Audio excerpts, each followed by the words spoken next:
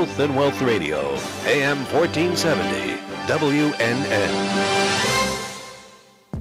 Here's some great news from Tom Trento, host of the daily WNN Trento Vision Show. Due to the unparalleled success of the Trento Vision Show, you now have an amazing opportunity to advertise on the Trento Vision Show. If you want more information about this excellent opportunity for your business, please contact Tom Trento at 561-319-5533, or you can email him, tom@trentovision.tv. The opinions expressed on the following sponsored program are strictly those of the host, guests, and callers, and not necessarily those of the station, its staff, management, or sponsors.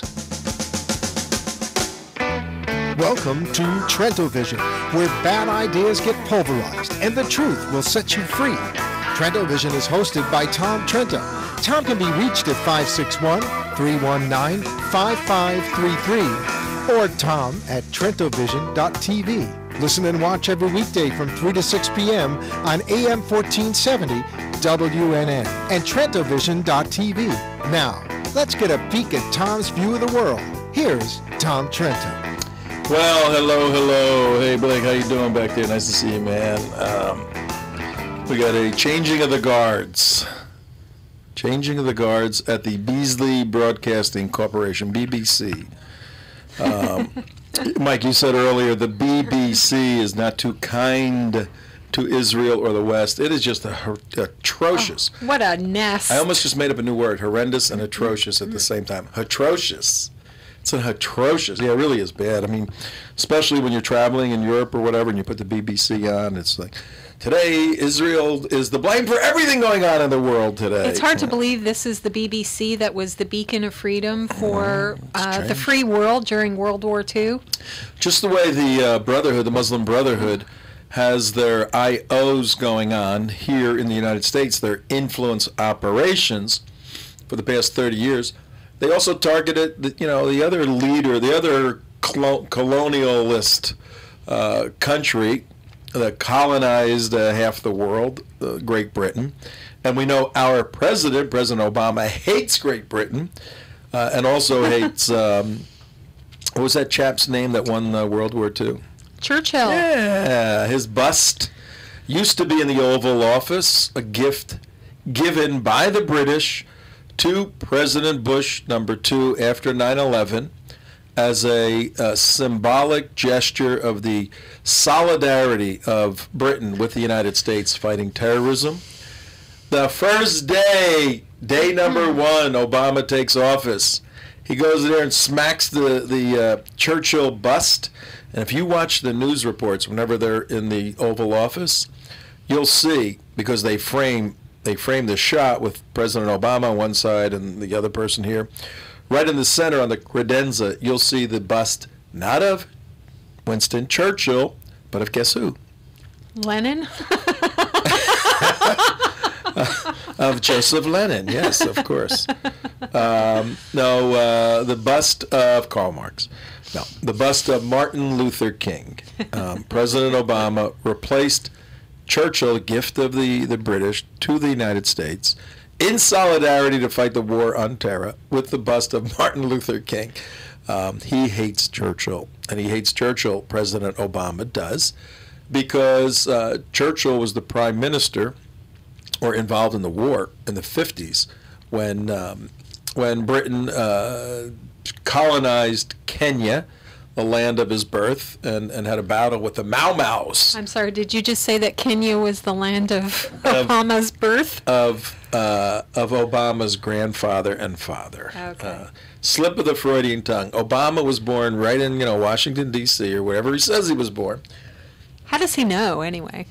I don't remember where I was born. I only know because my mother told me. It's very sad. It's very sad that we've done a lot of work on the United West Side on President Obama as a person, doing a profile and a psychological study and all of this. I don't know where he was born. My suspicions are, I've got two theories. Either the Kenya theory probably makes the most sense, but there's a theory that he was born in the States, in Hawaii, as the son of Frank Marshall Davis, which is a fascinating theory, whole movie was made on a documentary entitled "Dreams from My Real Father" by Joel Gilbert, and he lays out the evidence that Frank Marshall Davis. This is not where we were going today, but it's interesting. Frank Marshall Davis, who is a card-carrying communist, became the mentor when he was 70 years old of President Obama when he was 10 years old. When he returned from Jakarta, his mother sent him back to live with his grandparents in Hawaii. One of the friends of the grandparents was Frank Marshall Davis. And Frankie boy said, "I'll take care of your son. He's half black, he's half white. I'll straighten him out. I'll let him know what it means to be black." And that was one of his primary missions, to teach President Obama his blackness. I'm going to teach him a little bit about communism. But it's sad. I mean, when you dig through the history of this guy who's leading the free world and all the unanswered questions and all the horrendous individuals in his life, and you look at the voters and nobody cares anymore about this, it's more an indictment against the intelligence of the voter than of the cunningness of the president. Well, also, I don't think he's the leader of the free world, for one thing. And I don't know if the United States is the leader of the free world anymore either. I would have argued with you a year ago. I don't know if I could argue with you on either of those. Is there a leader of the free world? Who would it be? Well, that's the sad part, too. When there is no coalition of the willing anymore. No, when and it's always good, ladies and gentlemen. Hi, my name is Tom Trento, Trento Vision. I'm your host here with CJ, Invisible Mike. Blake's back there. Mark is not with us. Pray for him. He's on a family matter, death in the family.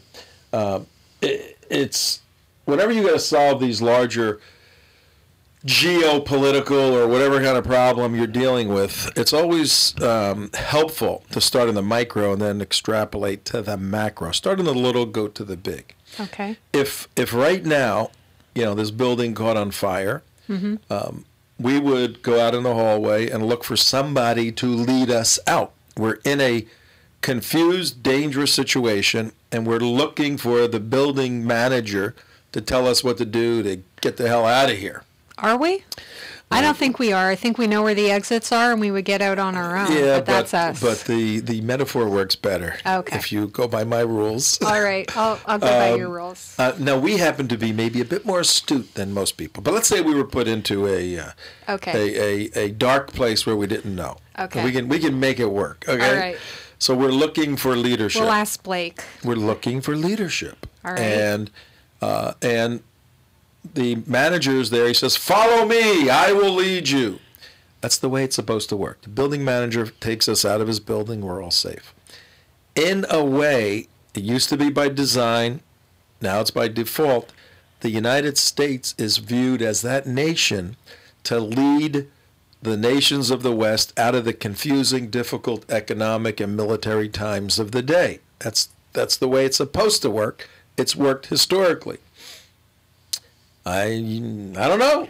I mean, where is Central America? Where is the Honduras? Who are they looking to for direction in the West? Canada, Mexico. You tell me. Not the United States. The United States dissed them. Yep. No, I can't argue with that. Anyway, WNN 1470, and let me tell you about our friend Peter Feynman. Good lawyer, and as you know, we are going to be, I got his website up here somewhere, right there. Ooh, that's not his website. That's a burnt chicken. Oh, my God, that looks nasty.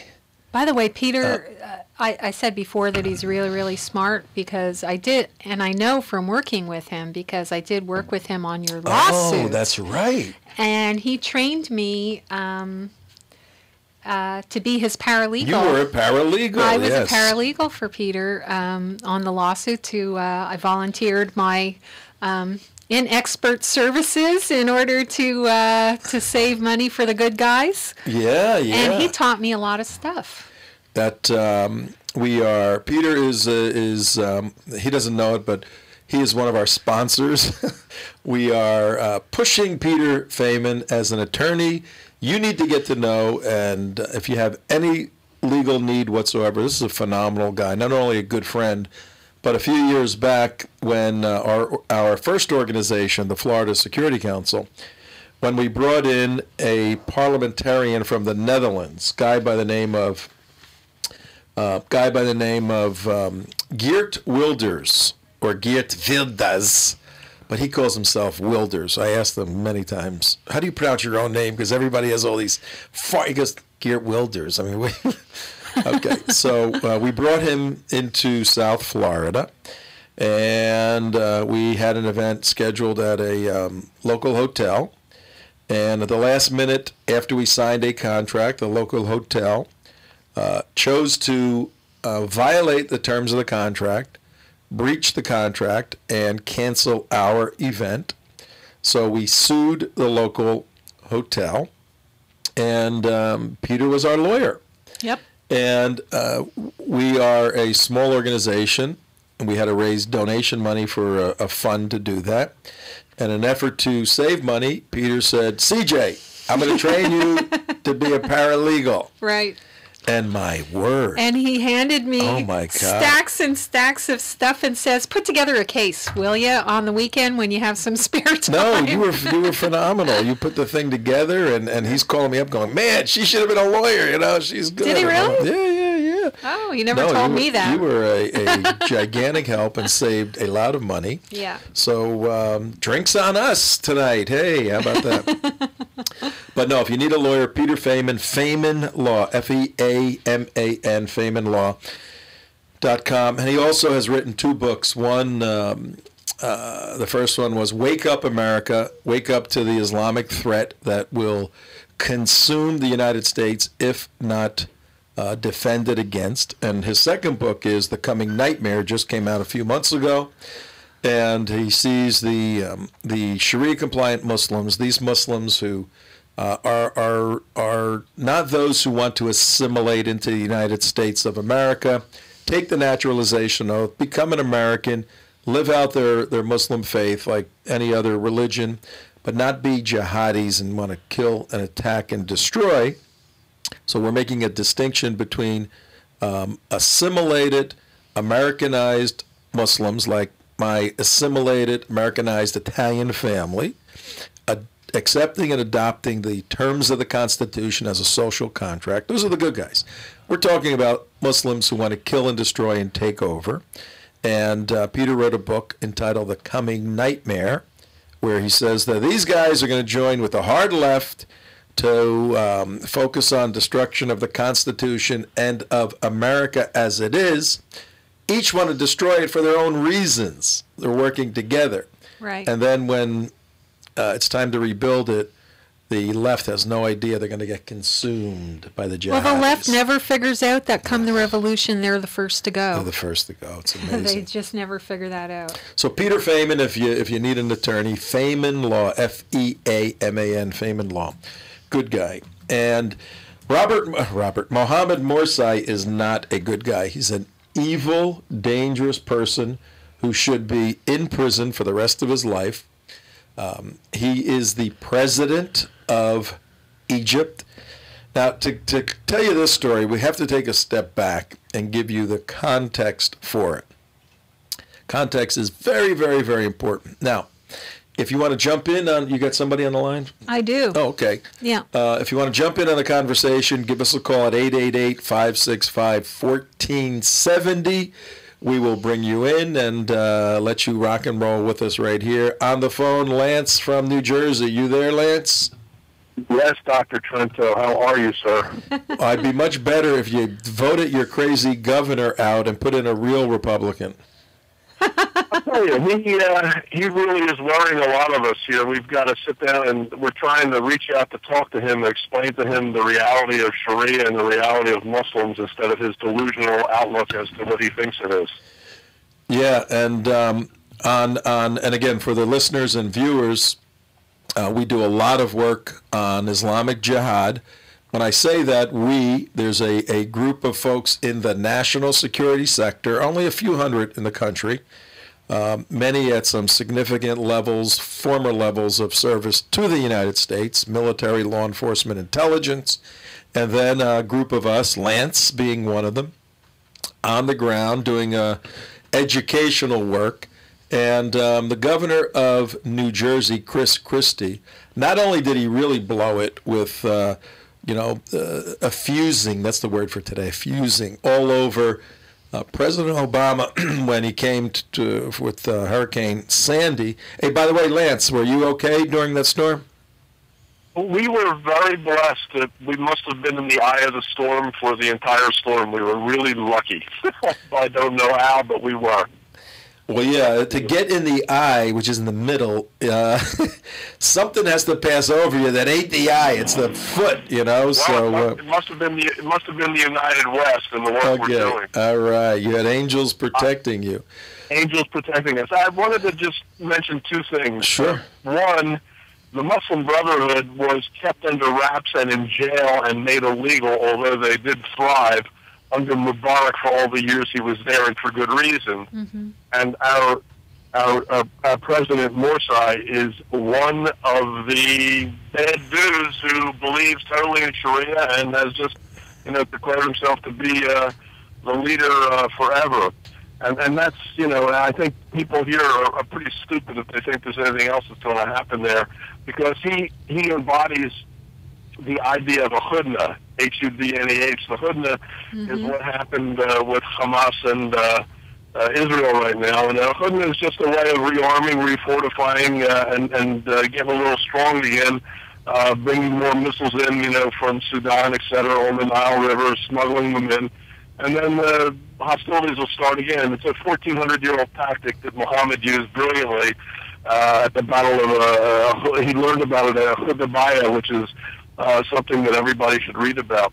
I wanted to just bring that to everybody's attention to talk about hudnas. And also one other thing before I disembark is that Stephen Coughlin wrote a brilliant piece called To Our Great Detriment, where he described the issue of Muslims and those that believe in Sharia and those that don't.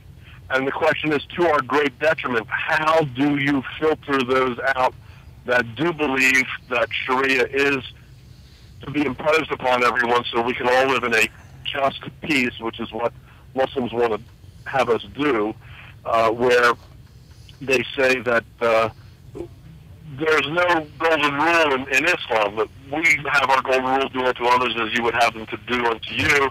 Within Muslim, it's I wish upon you what I wish upon myself. And that's a nice thing, but you have to look at what they wish upon themselves, and that's to live in a just peace under Sharia. So Coughlin wrote this fabulous piece, To Our Great Detriment, and the issue there is if you have 100 people on a plane with 200 non-Muslims and there's 300 people on the plane, we know that a certain percentage of those 100 Muslims on the plane believe in Sharia. We know that. And the question is, to our great detriment, how do you filter those out? And that's, I think, something that we have to discuss in the United States. How do we protect ourselves and our society and our country against those that believe that Sharia is the way we have to go? Yeah. I mean, if you're a Christian, you believe in the divinity of Christ. If you're a Catholic, you take communion. If you're a Jew, you say Shema Yisrael. If you're a Buddhist, you believe in, whatever it may be. And if you're a Hindu, you follow the Bhagavad Gita. Well, if you're a Muslim, you have to follow the holy text. And how do we know who is not going to follow Sharia? And that's my 2 cents for the day, Dr. Sharantan. Okay. We thank you, Lance, for dropping 1,400 years of Islamic history and theology. But he makes a good point. And the first thing he said, CJ, was that Mubarak, Hosni Mubarak, the former president of Egypt, who's now in jail.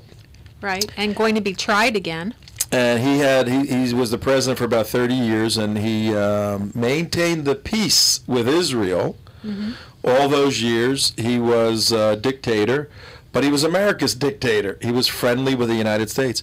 He had all the brothers in prison. Right. Think about this, ladies and gentlemen.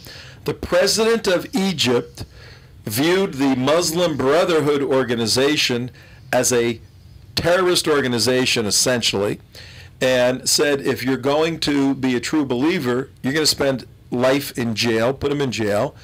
And for the ones that said, well, we don't really believe all those doctrines, but we want to be a Muslim brother, he let those out. Some of them got involved in politics, but they had no official position with Egypt.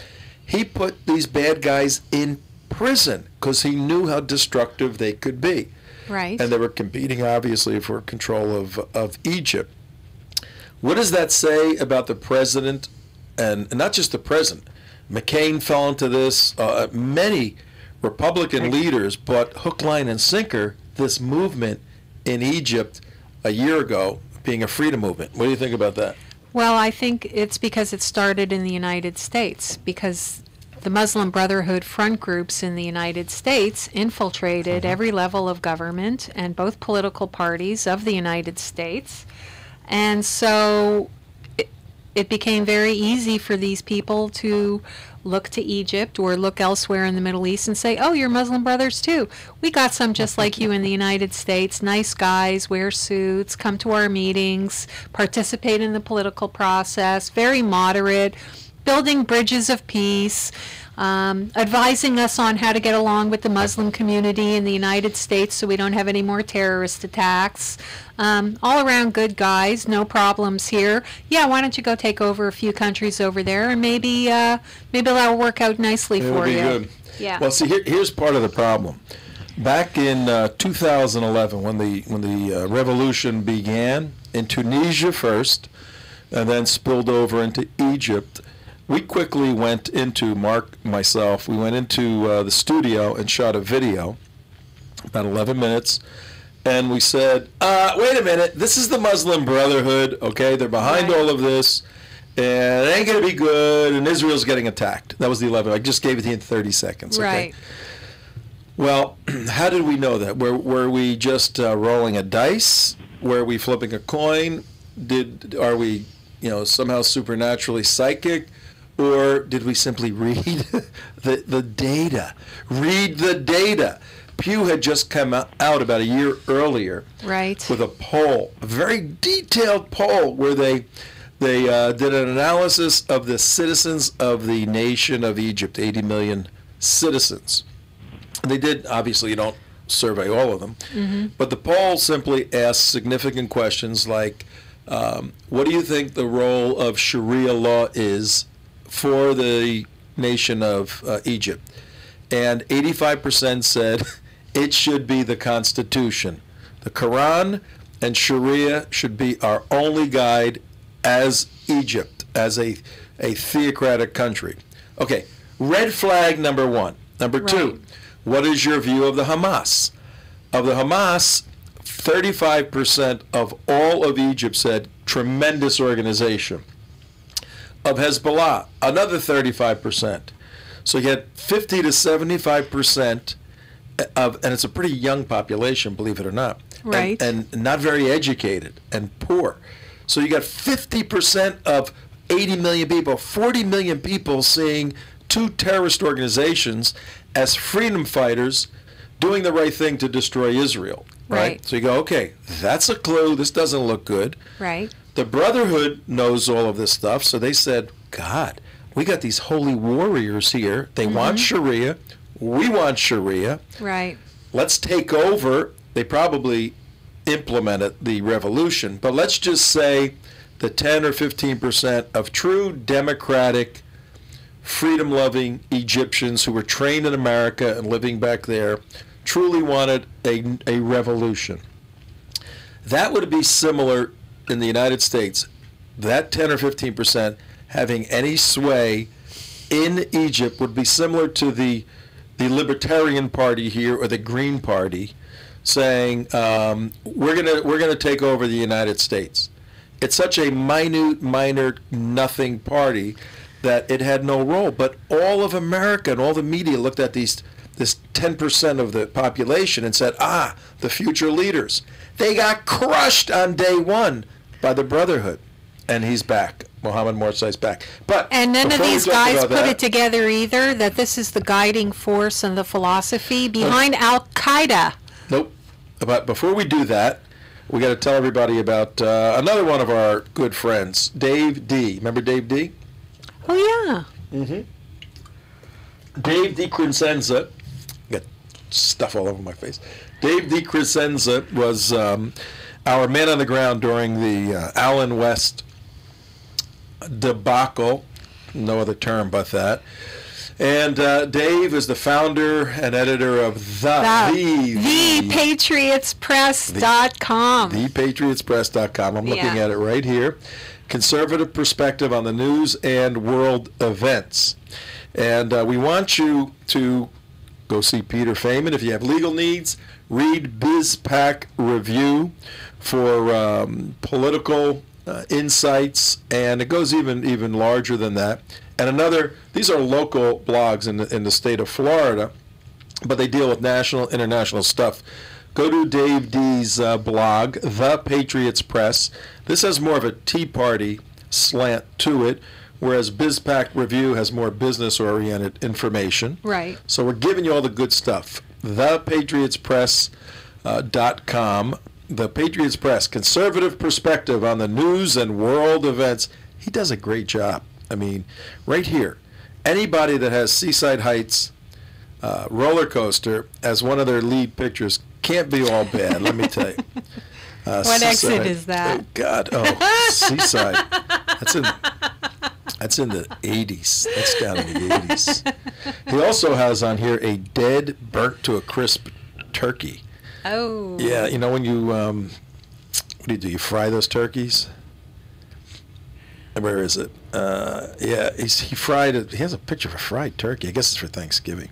There's the boardwalk and the roller coaster. Big Heart Brigade and they feed 100,000 people. Okay.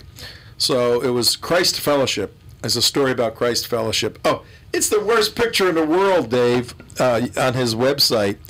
He's talking about a Christian church, Christ Fellowship Church, feeding 100,000 people. Right?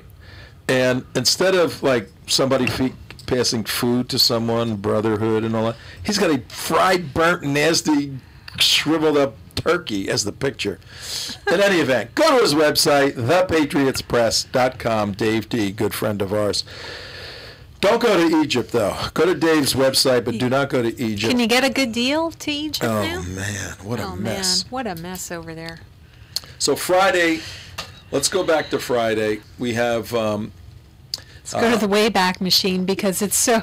every day is so different. It's 2011. The revolution takes place. The Brotherhood takes over. A little bit earlier, October of 2010, Mohammed Badi... Don't mess up the Mohammeds. There's a bunch of them. Mohammed Badi, B-A-D-I, veterinarian doctor, head of the Brotherhood. He was elected the Supreme Guide, October 2010, declares war on Israel and the United States. No big deal. Says it's the role of all Muslim brothers to fight the Jews and Christians in America and in Israel, and lays out a plan for doing that. But, you know, like anything else, the West just kisses these guys off as just, you know, camel jockey idiots and with no influence over anyone anywhere. Well, Mohammed Badi is a highly sophisticated doctor and doctor of animals, but a brilliant strategist, thinker, and he declared war on the United States and Israel October of 2010. Revolution, February of 2011, Brotherhood takes over. Mohammed Morsi, M-O-R-S-I, gets elected the president of Egypt. Mohammed Morsi was educated in California. University of Southern California, who lost to Notre Dame. Go Irish. Good game. That was a good game. USC fought hard, but USC granted what did he get? I think just a BA. I don't know if he did his PhD there. He got a BA in mechanical engineering. Mohammed Morsi, the current president of Egypt, the guy who just negotiated the peace settlement between Israel and the Hamas was educated in Los Angeles at the University of Southern California, 1978 to 1982. 2 of his kids were born here in the United States. He's a Muslim brother. He's a terrorist, okay? Why is he a terrorist? He's a terrorist by declaration of our federal government. A couple of years ago, there was a big federal trial, the Holy Land Foundation trial, and after 2 years of litigation, the United States government determined through a jury trial that 5 individuals were guilty of violating laws of funding terrorism, and that over 300 people and entities were unindicted co-conspirators of that funding of Hamas through these fake Muslim charities. The way it works was simple. You go down the street and you see Al-Aqsa Charitable Fund, and you got a nice mosque in the area, and they said, can you donate money to the Al-Aqsa Fund? We're going to help poor Palestinian babies have good, clean food. Mm-hmm. Problem is, the money went to making Katyusha rockets and killing Jews and suicide bombers. Did you know that some of the missiles that were just fired into Israel are now being named after babies' names? Some of the babies that died, the missiles are being named after the babies that died in this exchange. How demented can you be? So your little baby died because you put a missile in her bedroom, and now the missiles are going to be named after Palestinian babies. That's what these people do. It's sick. Yeah. In any event, in 2008, the Holy Land Foundation trial was ended, and evidence submitted identified the Muslim Brotherhood through their own writings as an organization dedicated to the overthrow of the United States of America. So it's quite simple through a federal trial to see the view the U.S. government has toward the Muslim Brotherhood. The same Muslim Brotherhood that our president did what for? Everything, whatever they need, he has given them. $1.5 billion now is going to give them another $1.5 billion.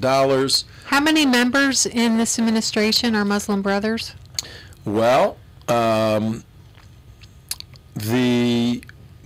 probably the best way of answering that is to say Umma, Umma, Umma, Umma, Umma. Umma, Umma, Umma, Huma, Huma. H-U-M-A. Huma, Huma, Huma Abedin. Abedin, A-B-E-D-I-N. Huma Abedin is the wife of Anthony Weiner, the famous I wish I were texter. But more importantly, Huma Abedin is the chief advisor, right-hand person to Hillary Clinton. Huma is a Muslim sister. She was a Muslim... a Muslim daughter, a Muslim granddaughter, a Muslim niece, a Muslim... She's totally mobbed up. I mean, if it were The Godfather, she'd be right in the middle of the whole family. Yeah. And this is a clear indication of the Brotherhood's infiltration into this administration. But that's just one. There's scores of people at many, many levels. Yep. And we've identified them all in writings and it's not just about having Democrats in the White House, because they were invited in by the Republicans as well. Grover Norquist would be a good example of somebody bringing the brothers to the White House.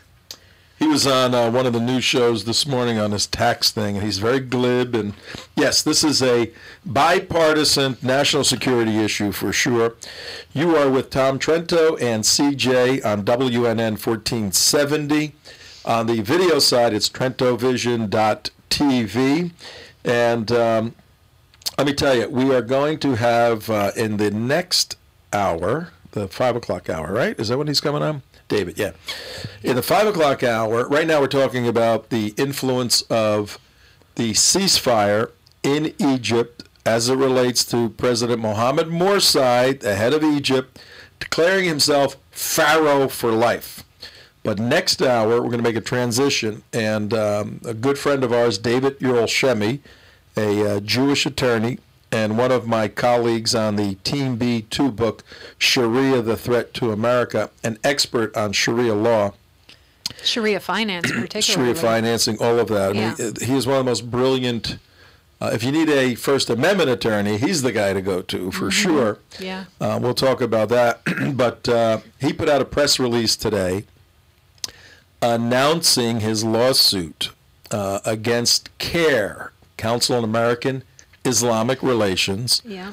They happen to be one of those unindicted co-conspirators of the Holy Land. See how all of this stuff just kind of fits together? Connect the dots, folks. Like a spider's web that keeps... With venom all over the place. Yeah. Well, David will be with us for the next hour going through his lawsuit, and he's identified massive fraud and criminal activity in CARE. This could be a suit, CJ, that takes CARE down. So we're going to talk to him. We'll open it up for calls if you want to speak to CJ or myself, 888-565-1470. Tom Trento on WNN 1470 and on TrentoVision.tv. But let's go back to Mohammed Morsi. Yeah. I mean, are there thousands of people protesting in the streets in Egypt? You know what? Yes, there are. This is very interesting because last Friday when we did Hamis, A Lost Opportunity, the next day, or actually that day, Friday, Mohammed Morsi returns from victory in negotiating the ceasefire between the Hamas and Israel with the help of the United States, Hillary Clinton, who was like just dropped out of an airplane. It looked like she just fell on the ground and somebody propped her up. She said a few things and, oh, okay, you're the winner. He then goes to his counsel and puts out a statement that that establishes him basically as Pharaoh, as the ultimate supreme source of all law for the nation of Egypt, 80 million people. Now, he qualified it with a little caveat. He said, this is just temporary. This is just temporary. And once we have a constitution in place, once we have a new judiciary in place, I will step down from my supreme powers placed in the heavenlies, and then we'll get back to the democratic process. How many times does that work? After I shredded the Constitution, Oh, look, after I that's good. fired all the generals, after I fired all the judges. We have, for those of you on the viewing side, we have, that's pretty good. Walk like an Egyptian. Yeah, Mohammed Morsi. Somebody did a caricature of him. Where's Mort when we need him? Mozart. Yeah. Somebody took the pharaoh and stuck Mohammed Morsi's face in it. Not bad. And that's exactly what's happening right now in Egypt. Here's what you need to watch. Here's the couple of takeaway lessons from this situation, which I think is going to explode. Because this guy is between the proverbial sand and a hard place. He is a Muslim brother. He has made statement after statement equating his election success with that of Allah. He was not supposed to be the president. There was another individual that was the primary Muslim brother who had one of these last-minute problems, had to step aside, so they stuck him in there. Right. He's not a very charismatic guy. He's an engineer, okay? He's a very analytical guy. Stuck him in, and then through a series of events, he wins. And Morsi wins, so he viewed that almost as Mahmoud Ahmadinejad does, as a manifest destiny event. So he becomes the president back in June, I believe it was. And so now, after he is instrumental in negotiating a ceasefire between two arch enemies, the Hamas and Israel, through working with the United States and coming out of that as a identified world leader with all this unique management and negotiating capability. He takes that political global capital and then turns immediately and says, I am your ruler for life. Okay? That's either a brilliant move if he has the staying power to make it through. If he does, then he will be probably viewed as the leader of the caliphate that's going to be developing. If he can come out of this alive, if he doesn't get assassinated. Now, who would assassinate him? Who would be his natural enemies? His natural enemy is, other than political rivals, but the most natural, if I had to profile somebody for the FBI or whatever, Right. it's going to be a 25-year-old Western liberal, a person probably educated in the United States, that was in Tahrir Square last year and thought for a moment that there could be some sort of democracy. True, we're one vote, one person, one vote many times, and saw the whole thing fall apart, and then saw the direction his beloved Egypt is going, and but couldn't do anything about it. Now sees this, where the guy's establishing himself as really the pharaoh, the president for life, and that just put him over. Not crazy, that just made him say, okay, this person has to die because he's going to ruin Egypt, and I will sacrifice I was willing to join the army, whatever. I will sacrifice my life to take him out. I think it'll come from somebody like that, and a smart person who was just fed up with this. But Let me ask you something else. there's a lot more people that want to get him, too. Let me ask you something else, though, about this Morsi negotiated ceasefire. What's the incentive for Israel to listen to this guy negotiate a ceasefire with their own enemy? What's the deal there? I mean, really, that is something I just don't get. I mean, first he pulls his diplomatic team out of Israel. Morsi pulls his ambassador out of Israel. Pulls his ambassador out of Israel. Yes. And then flies Hillary Clinton into town and says, I am here to negotiate the settlement between you and the Hamas, who I am aligned with, against you. And you're going to come to the table and accept this. And the Israelis say, okay. There's got to be something somewhere that we don't know about yet, some secret something to explain what the heck is going on here. Well, when you start speculating, like did Morsi through back channels tell Netanyahu, look, go with this thing and we'll sign a new peace treaty. I got to do a couple of things back home, then we'll sign a new peace treaty. You got my word on it, right? This is the couple of things he has to do. Go become supreme leader for life. That's a possibility, but I think Netanyahu is smart enough and knows the Egyptian mindset, knows the Brotherhood well enough, that none of his negotiating calculus was based upon any belief in anything positive Egypt was going to do. It's just the appearance of it is really weird, and especially if you're really, really keeping your eye on the ball, the eye on the ball for Israel it's all about Iran. Everything else is a distraction.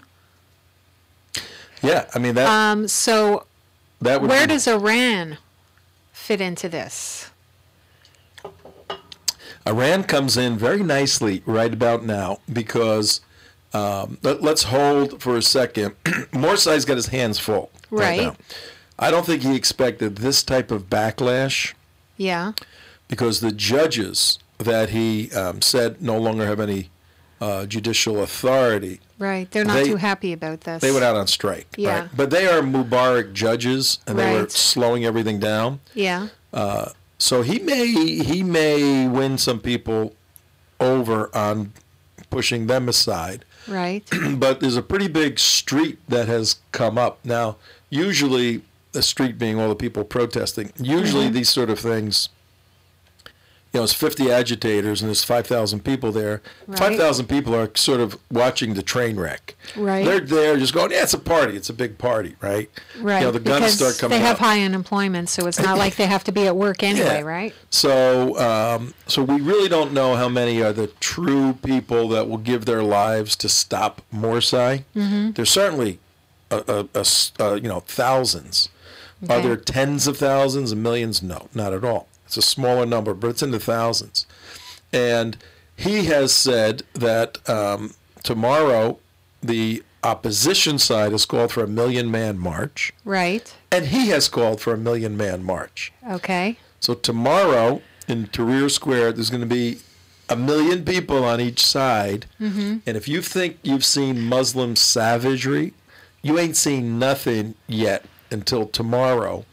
If these two sides face each other, there will be hundreds of people killed, gunfire all over the place, terrorist explosions. I mean, it could really, I don't see a peaceful solution, a peaceful demonstration between the fans of Notre Dame and the fans of USC. Which brings me to my next question, and then I think we have one or two callers, but I wanted to ask you, though, since this is going on, is anybody actually in control of the military right now?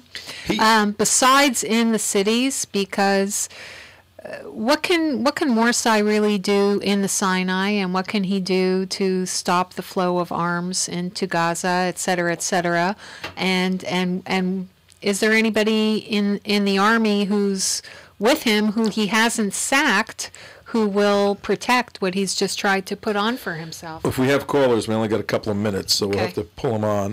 The short answer is Morsi, Mm-hmm. President Morsi is not fully in control of the military yet, which is one of the reasons why he issued this decree so that he could become fully in control of the military. Who do we have there? Let's take Kathy. Kathy, you on the line? You have a question? Oh, yes, I am. Okay. Hi, Kathy. Hi, you're with Tom and Hi. CJ. How you doing? Great. Hi, CJ. How you doing? Thank you so much for all you do. Fine. And where are you calling from?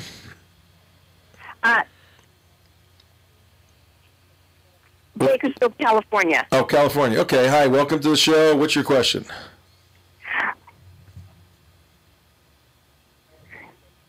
The moral dilemma that is presented by the beliefs and the actions of the Muslim Brotherhood that we know about versus Christian love and hope. I know there are many Christians in Northern Africa, Egypt as well, of course, and I'm just concerned about how that plays together. Oh, that's an interesting question. Yeah. There, out of 80 million people in Egypt, about 10%, which is a significant number, are Coptic Christians and Egyptian Christians, Coptic Christians, and they fared okay under Mubarak. It wasn't a fabulous life, but they had privileges and freedom and all of this. That ain't gonna happen under the Muslim Brotherhood. It'll happen initially while the world is looking, and then the privileges and rights and freedoms of any competing religion, because Muhammad said there cannot be two religions in one land. They will follow that Quranic dictate. They will slowly suppress and marginalize and hopefully cause the 8 or 10 million Egyptian Christians to leave, like they've left Iran and Iraq. Well, and they've been burning places. down the Coptic Christian churches. They've been rounding up the Christians for at least a couple of years now. So this is definitely something ongoing. If you know any people that are missionaries or over there, you need to be praying for them, because it may be right now, Egypt, one of the most dangerous places on the face of the earth for anybody with a vital Christian faith. Yeah. Yeah. All right. Okay, Kathy? Yes. Okay. Yeah, and I'm also wondering about the worldview that people in the U.S. Particularly espouse, and especially if they're Christian. And if part of the problem is not them being able to shed that and look at and understand what the Islamic worldview is and look at things more in reality. Right. Yeah, well, join the join the club. That's what we're trying to do. Yeah, that's something significant that we always try to point out, is that we tend to see the rest of the world through our own benign lenses, and therefore we do not see the threat of the enemies in front of us. All right, Kathy, we got to go. Sorry, we're at the end of this hour. Bill, if you're still on the line, if you can just hold for a few minutes, we'll try to get you on at the beginning of the next hour. Yep, okay? Absolutely. And right now, this is Tom Trento, TrentoVision.tv, WNN 1470. We'll see you folks, CJ and I, in just a few minutes.